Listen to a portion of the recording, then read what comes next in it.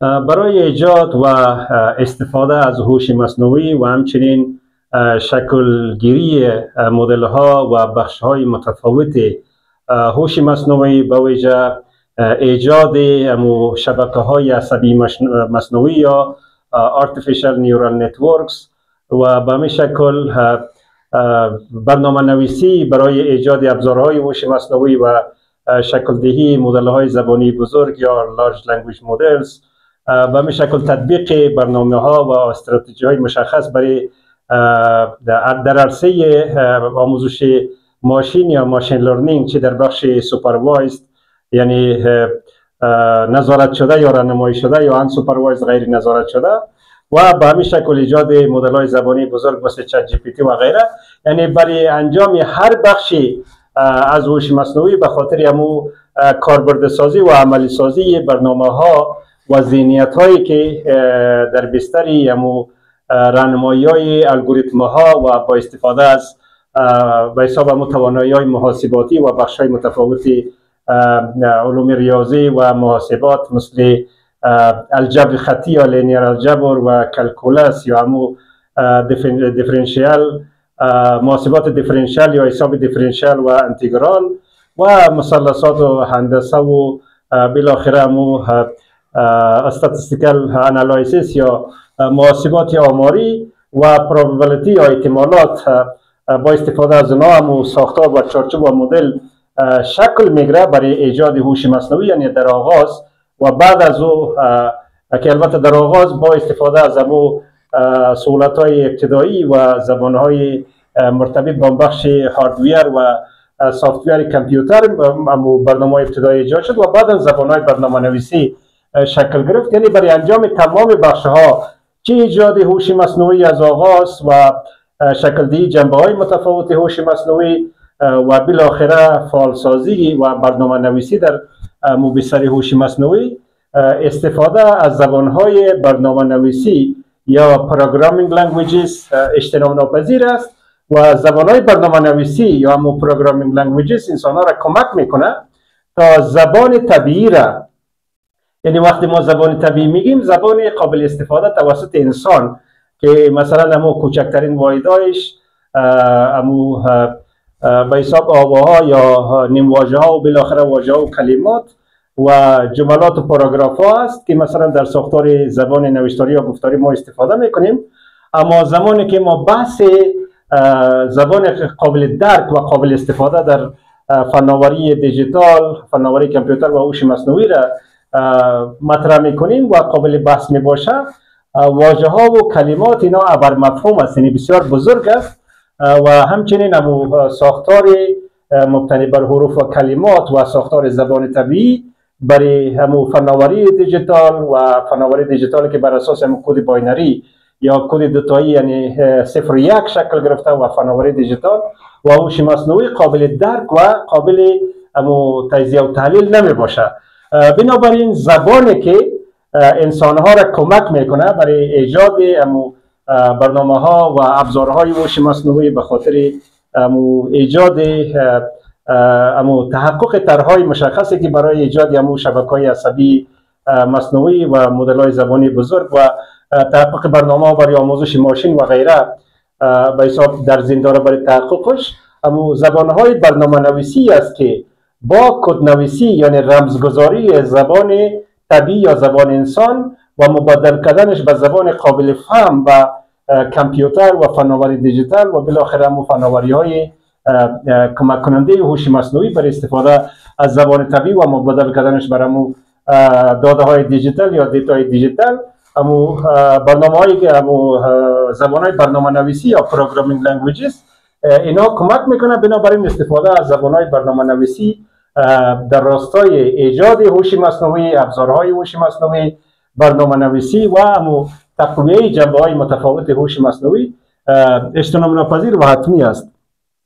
زمانی که ما زبان های برنامه نویسی یا پروگرامینگ لنگویجز در عرصه هوش مصنوعی یا فناوری کامپیوتر یا دیجیتال صحبت میکنیم، انواع متفاوتی برنامه های زبان های برنامه نویسی وجود داره که مثلا پایتون است، پایتون، طور مثال جاوا توجه داشته باشیم که وقتی ما جاوا میگیم برنامه دیگری مثلا به نام جاوا اسکریپت است. این از هم فرق دارد. جاوا اسکریپت و جاوا دو برنامه متفاوت است و به همین شکل مثلا سی پلاس پلاس است و سی شارپ است. توجه کنیم که وقتی ما سی شارپ و سی پلاس پلاس میگیم اینا از هم فرق دارن، اینا متفاوت هستن و انواع مثلا آر است. اینا برنامه های متفاوتی هستن که انسان ها را کمک میکنه تا در راستای همو کدنویسی یا تبدیل نمودن زبان طبیعی و زبان انسانی به زبان قابل فهم به کامپیوتر از اینا استفاده بکنن.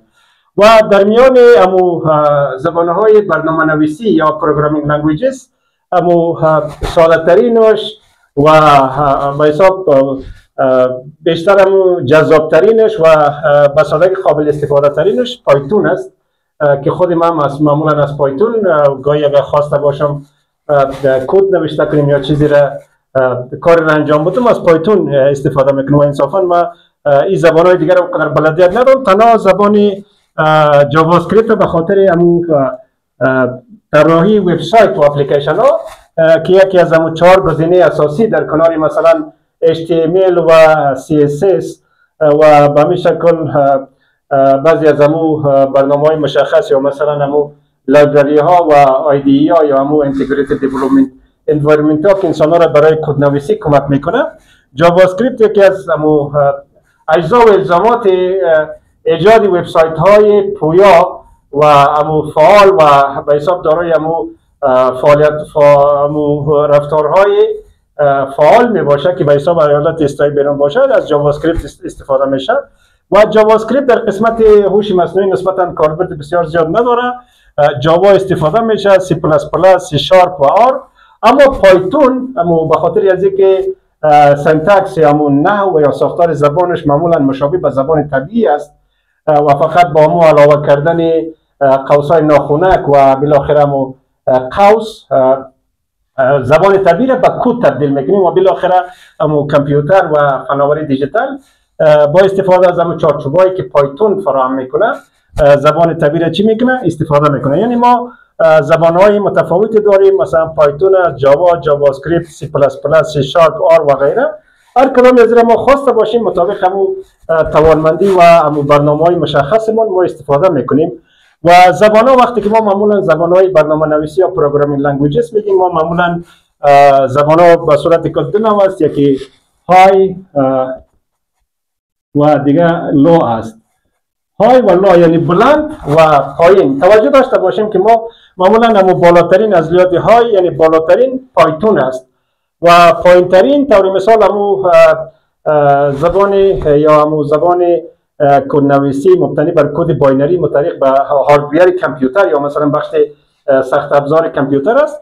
و های و لو یا بلند پایین که میگیم بر اساس درجه بندی نیست که مثلا یک زبان در جایگاه بسیار بالا قرار داده، زبان دیگر در حالت در جایگاه پایینی رده بندی شده باشه. نه، زمانی که اگر ما مثلا در بخش مباحثات ارتباطات میان فرهنگی با ویژه و ارتباطات انسانی بحث میکنیم، ما به نام کمیونیکیشن کانتکست داریم، یعنی زمینه کمیونیکیشن که همون یکی های است یعنی بلند، یکی لا. همون کانتکست های یا زمینه بلندی است که استفاده کنندگانش مثل که مثلا در فرهنگ‌های شرقی است، معلومات و مفاهیم و هدف خود در چارچوب معلومات کمک کننده زیادی ارائه میکنه، یعنی مستقیم ارائه نمیکنه و معلومات جانبی زیاد است، یعنی در سطح بالا هست.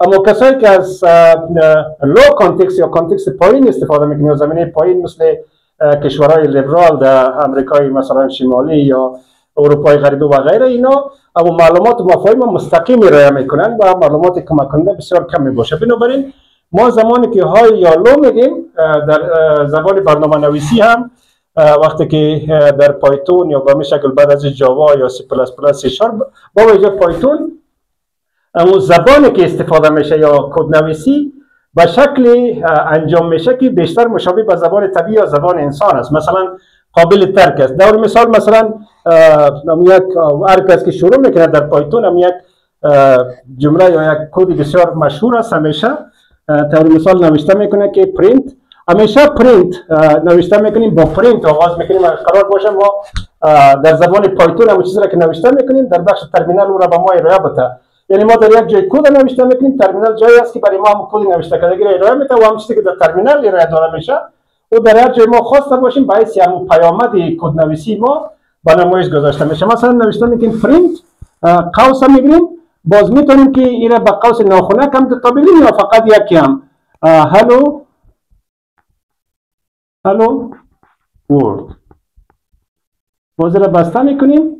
درست، البته هر دو قوس ناخنک دوباره قوس ناخنک را معمولا در بالا میگیریم. این یک کد است. زمانی که مثلا این قسم نوشته میکنیم مثلا که پرینت به شکل عادی پرینت است، ما اگر در زبان عادی هم استفاده میکنیم پرینت میگیم، یا هلو ورد میتونیم مثلا ما ندایه در آخرش بگیریم، یعنی هر آنچه که داخل قوس کلان و بالاخره باز قوس‌های ناخنک است و تبدیل میشه به کد. یا مثلا اگر قرار باشه ما ارقام را نوشته میکنیم، مثلا نمبر ما میگیم نمبر 1 مساوی طور مثال 6 یا نم 2 مساوی با 9. درست است؟ یا ما باز نوشته میکنیم سم مساوی 6 جمع 9 و اما در چی ایره دوباره مو وقتی که اگر خواسته باشیم ایره ما از کد استفاده نتیجه چه بریم، مثلا پرینت اگر خواسته باشیم به گونه مشخص همو اف باز داخل قوس مثلا سمیشن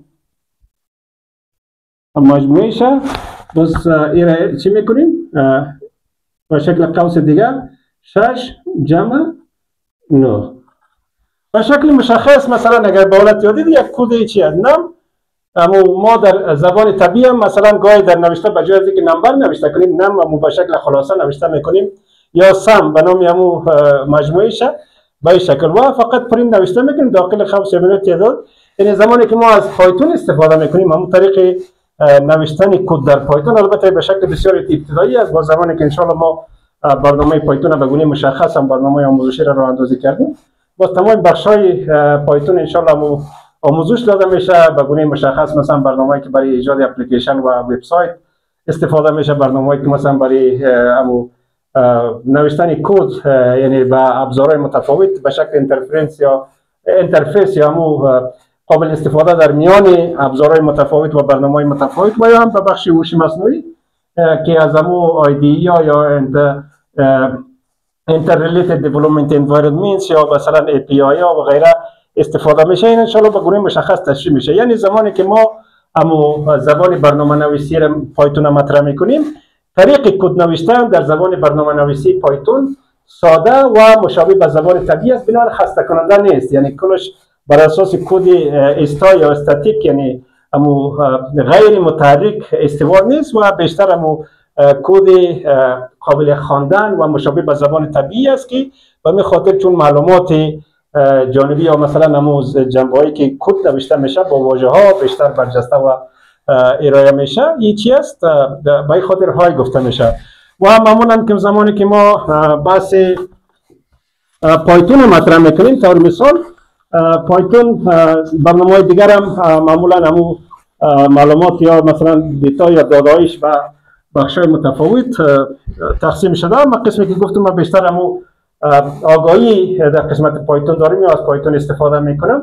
البته باید تذکر بدم که پایتون یک برنامه جذاب و جالب است. در آغاز یک کمک شاید مشکل باشه فراگیری چارچوب‌ها و جنبه‌هایش، اما زمانی که یک دفعه وارد چارچوب شده یک سیستم مسائلش درک کردی، باز به سادگی آدم پیشرفت میکنه. و ما زبان پایتون فقط در جریان برنامه فوق دکترا که مسئولیت یک تیم پژوهشی در عرصه هوش مصنوعی و ارتباطات داشتیم و در اونجا برای ما مثلا توصیه میشه بیشتر من روی مدل سازی کار بکنم، چون معلوماتی که در عرصه سیستم عصبی انسان و محاسبات و این مسائلی که بوده کد دیگه کسا نوشته میکرد، اما من گاهی متوجه میشدیم یا پرسان میکردم. اما ما پایتون به گونه خودآموز با خواندن کتابایی که راهنمایی کننده است و تمرینی راهنمایی ها و بالاخره دیدن ویدیوهای آموزشی و غیره ما تا حدی که قابل استفاده و لازم است فرا گرفتیم. البته این نیست که آدم در یک مرحله فرا گرفت پایتون خلاص شود یا جاوا یا جاوا اسکریپت. یعنی برنامه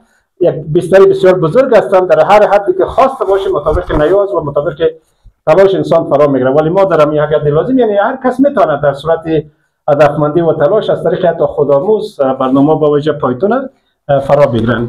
و قسمی که ما مثلا پایتون گفتیم، پایتون به صورت کل همو داده ها یا معلومات و همو اعداد و معلومات و مفاهیمش به صورت کل در چند بخش مثلا تقسیم میکنه. زمانی که ما وارد پایتون میشیم یا میخوایم ما از پایتون استفاده بکنیم، مثلا نومریکال فاکتورز یا نومریکال انفورمیشن یا معلومات مبتنی بر ارقام است یا اعداد است که طور مثال به نام اینت یاد میشه. اینت که به نام معمولا انتجر می باشه. انتجر اعدادی که به صورت کامل ارائه میشه، طور مثال مثل 3 مثل 5 مثل منفی طور مثال 8 یا مثل 10 یا مثل منفی 100.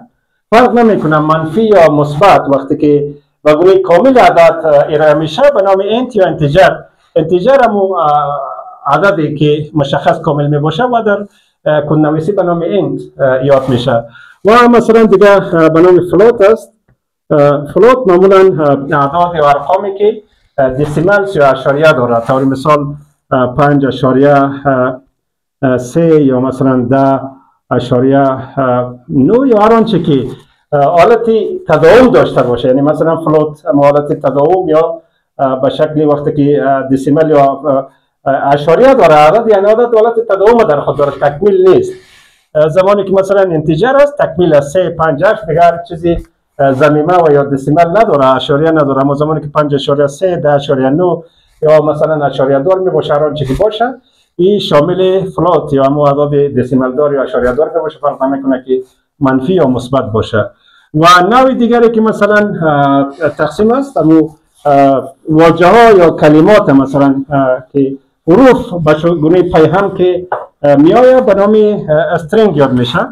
به نام استرینگ طور مثال استرینگ معمولا زمانی که ما اعداد یعنی رقم در پایتون نوشته میکنیم، مثلا 1 یا 2 یا 3 اینا رو داخل کد نوشته نمیکنیم، میره پایتون شناسایی میکنه.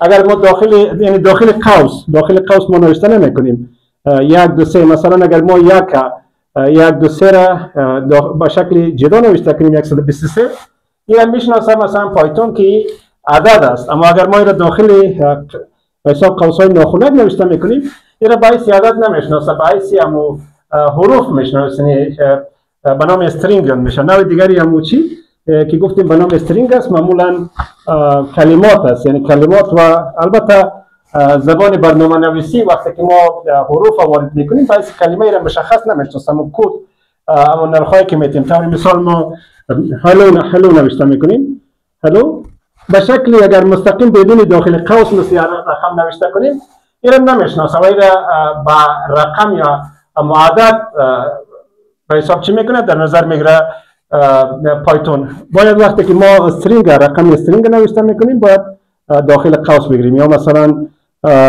سیم یا هر آنچه که باشه. یعنی اگر ما 123 را داخل قوس‌های ناخنک میگیریم به استرینگ یعنی همون کلمات تبدیل میشه در محاسباتی که پایتون انجام میده. و همین شکل انواع دیگرش مثلا به نام بولیان داریم. بولیان نوع دیگری از رقم است که مثلا ترو فقط 2 گزینه دارد، ترو و فیلز، راست یا دروغ. مثلا به حد شناسایی راست بودن یا راست نبودن یک گزینه است. و به همین شکل مثلا ما به نام سیت چه داریم، یا مثلا سیت است که امو تعدادی از امو اجزا یا عناصری که مرتبط به گونه ترتیب بندی شده داخل سیت قرار می داشته باشه، ولی ما با در پروسه کدنویسی این فرصتی از داریم که هر وقت خواسته باشیم تغییرات دو چی بکنیم وارد بکنیم. و دیگه به نام تاپل یا چندتایی یاد میشه. تاپل مشابه به سیت است، ولی فرقش در این است که تاپل یا امو چارچوب یا امو بخشی از معلومات چندتایی دیگه ما تغییرات وارد کردن نمیتونیم زمانی که ما را شکل دادیم. یعنی انواع متفاوت معلومات در پایتون وجود داره و به گونه مشخص زمانی که ما از هر زبان برنامه نویسی ما استفاده میکنیم برای ایجاد و طراحی همو ابزارهای هوش مصنوعی از آغاز خود هوش مصنوعی یا مثلا به حساب چی همو شبکه عصبی مصنوعی یا مدل های زبانی بزرگ یا هر آنچه که در بخش هوش مصنوعی استفاده میکنیم به گونه مشخص به تنهایی ما از زبان برنامه نویسی استفاده نمیکنیم، چه پایتون باشه یا چه دیگه باشه، میشه ولی بسیار زمانگیر می باشه، بسیار مشکل می باشه. به این خاطر ما کمک کننده ها داریم برای امو زبان های برنامه نویسی. مثلا ما برای پایتون امو کمک کننده های مشخص داریم. مثلا به گونه مشخص ما چند نوع کمک کننده داریم. یکی IDE می باشه، IDE که هی همو interrelated interdependent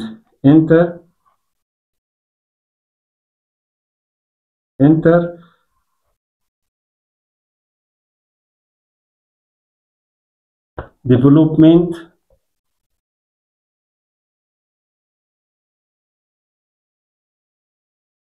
environments.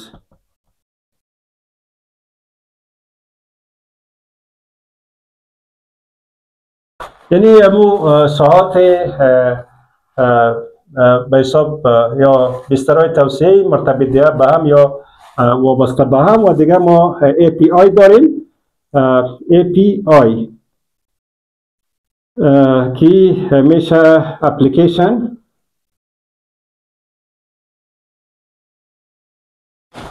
پروگرامینگ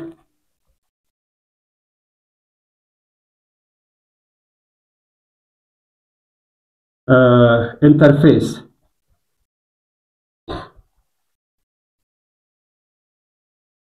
و دیگه ما لایبرری داریم و چی داریم دیگه؟ پلتفرم.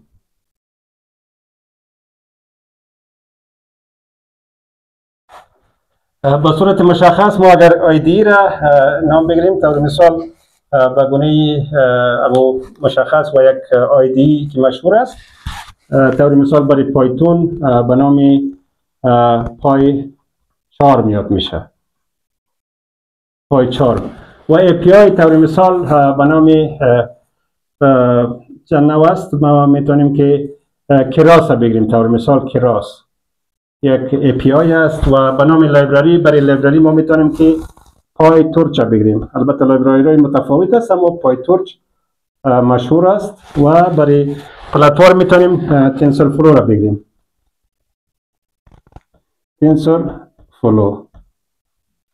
توجه داشته باشین که ما زمانی که پایتون یا هر زبان برنامه نویسی را استفاده میکنیم به تنهایی مستقیم توسط خود پایتون یا مثلا جاوا با وجه پایتون به شکل ما در بخش‌های دیگرش اونقدر معلومات ندارم، ما به گونه مشخص اگر در خود پایتون قرار باشه ما کد نوشته بکنیم یک صفحه سیاه است و بسیار مشکل است که ما کد نوشته بکنیم و گاهی باز دوباره با اون کنترل داشته باشیم و را تصحیح بکنیم. این پروسه مشکل است. به خاطر از اینکه ما را کمک بکنه اما ابزارها و گزینه‌های دیگری، مثلا پایتون هم زبان برنامه نویسی پایتون یک کسی ایجاد کرده و دیگه رشد داده و بعد برای از این بخشای کمک کننده مثلا IDE interdependent development environments یا بسترهای یا مکانهای توسعه‌ای مرتبط به هم یا وابسته به هم interdependent. این ما پیشتر interrelated نوشته کردم، گرچه چی میشه اما نام مشخصش interdependent است.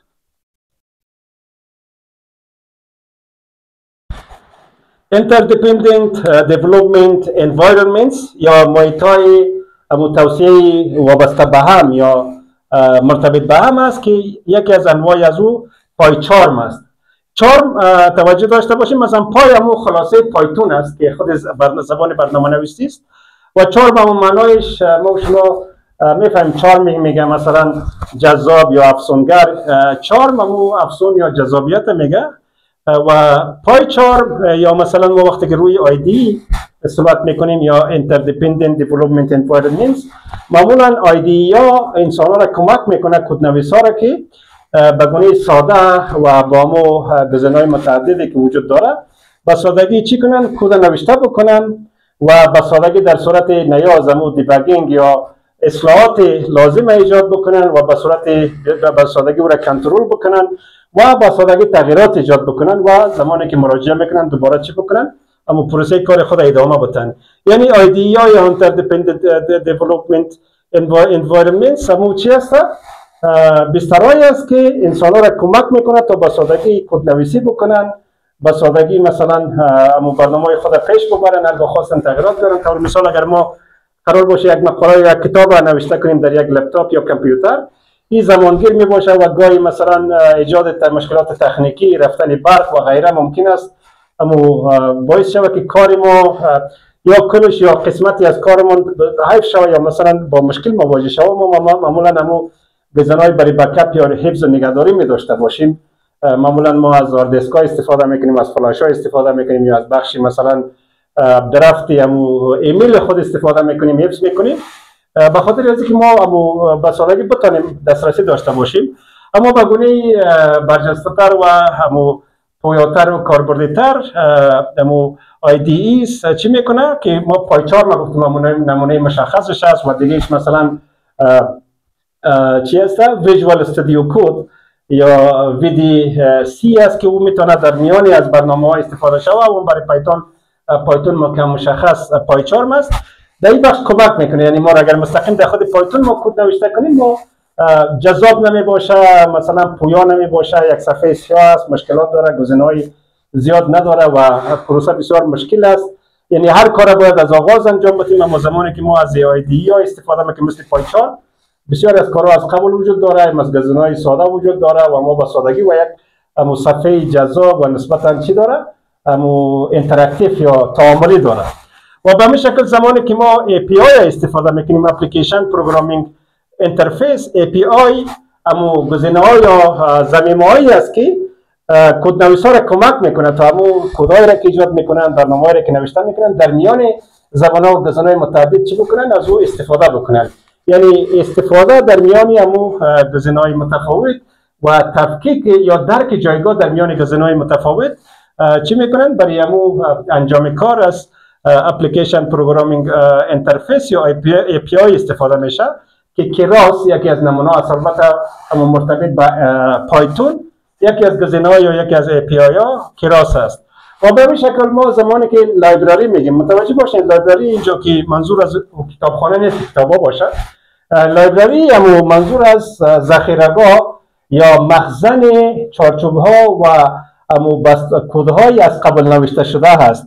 یعنی وقتی که ما یک لایبرری مرتبط با پایتون یا هر زبان برنامه نویسی دیگر را داریم، در او قسمتی یا بنده هایی از کدهایی که نوشتنش زمانگیر می باشه، مثلا یک بخش مثلا برای طراحی یک ساختار سیستم عصبی مصنوعی یا ایجاد یک مثلا یک برنامه مشخص یا اپلیکیشن مشخص مجهز با هوش مصنوعی یا طور مثال یک مدل زبانی بزرگ یا هر چی، اگر ما تمام همون مراحل کدنویسی را خودمان انجام بدیم زمانگیر می باشه، ممکن است گاهی دچار اشتباه شویم. بنابراین لایبرری ها که همون زمایم برنامه‌های همون زبان‌های برنامه‌نویسی هست، اینا بخش‌هایی از کدنویسی را از قبل دارن و ما فقط از او استفاده میکنیم. یعنی ما انتخاب میکنیم گزینه‌ها را و از او استفاده میکنیم که به نام پایتورچ توجه بکنیم. تورچ ما در موبایلام که باز میکنیم یک گزینه داره، تورچ همون چراغ دستی را میگه و پایتورچ البته به نام همون پای بازم مخفف یا همون نام کوتاه مخفف پایتون است. پایتورچ همون به نام چراغ دستی. اما وقتی که ما از لایبرری یاد میکنیم، لایبرری ها معمولا همون ذخیره‌گاه همون بخش ها یا همون بخش های قابل استفاده کدای قبلا نوشته شده است که ما میتونیم در برنامه کاری خودمان یا در برنامه نویسی یا ایجاد شبکه‌های هوش مصنوعی یا هر آنچه که است یا شبکه‌های به حساب همون عصبی مصنوعی یا مدل‌های زبانی بزرگ از او استفاده بکنیم. و بخش دیگه پلتفرم است. پلتفرم معمولا وسیع‌تر است.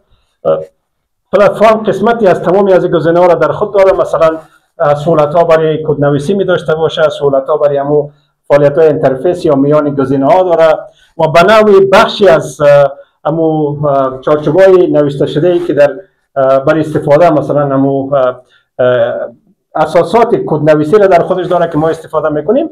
و در اینجا مثلا ما تنسورفلو را یاد کردیم. تنسورفلو میتونه در دیگه برنامه هم استفاده شود، اما به گونه مشخص در پایتون استفاده میشه که در توسط مایکروسافت فکر کنم تنسورفلو ایجاد شده. میتونه در جاوا استفاده شه، میتونه در پایتون، اما معمولا در پایتون استفاده میشه.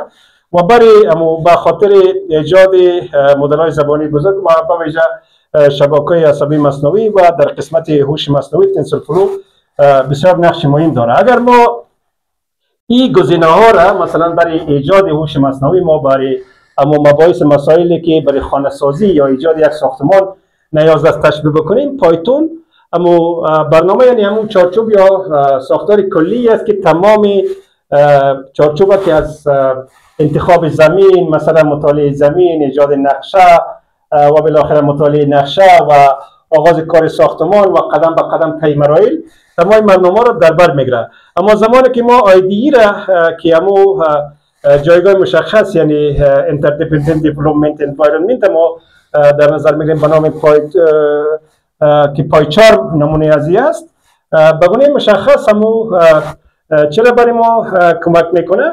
همو چارچوب و نقشه بندی که مثلا ما ساختمان را چگونه عیار میکنیم، یعنی همو کاری را که مهندس برای طراحی ساختمان و انجینیر ساختمانی یا سیویل انجینیر به خاطر همو تقسیم بندی مراحل کاری محاسبات را انجام میده، کاری است که ما در کدنویسی و ایجاد برنامه‌های مبتنی بر هوش مصنوعی از پایچارم استفاده میکنیم. و بخش اپلیکیشن پروگرامینگ اینترفیس یا API وقتی که در میان گزینه‌های متفاوت ما عملکردهای را انجام میدیم، زمانی که ما در یک محل خانه را اعمار میکنیم، در اینجا خانه‌های دیگه میباشه، مثلا کوچه میباشه، سرک میباشه، همون تفکیک مکان و ایجاد رابطه از لحاظ ساختمانی و از لحاظ همون نرم‌های رهایشی با خانه‌ها و مکان‌های متفاوت توسط فکر کنیم که در پروسه کدنویسی اما از طریق API انجام میشه که مثلا کراس در اینجا هست نمونه. و لیبراری یا که پایتورچ ما مثال دادیم، ما گفتیم در پروسه کدنویسی همون بسته‌های مشخصی از کد یا همون بلاک‌های کدی که از قبل نوشته شده ما میتونیم استفاده بکنیم در ایجاد برنامه‌ها یا مثلا تولید ابزارهای هوش مصنوعی.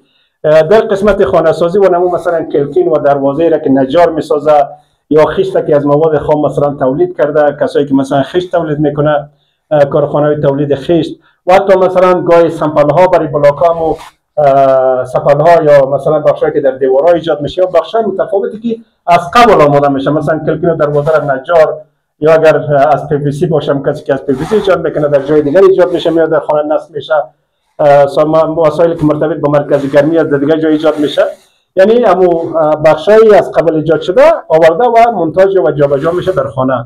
و پلتفرم یا تنسورفلو همو ساختاری میباشه که اگر ما همو در هماهنگی میان مثلا انجینیر، همو مهندس انجینیر کنترلر، همو کسی که گلکار است و کارکنان یا با استفاده از ابزارها و در انواع نقشه ما همو کل ساختمان ایجاد میکنیم.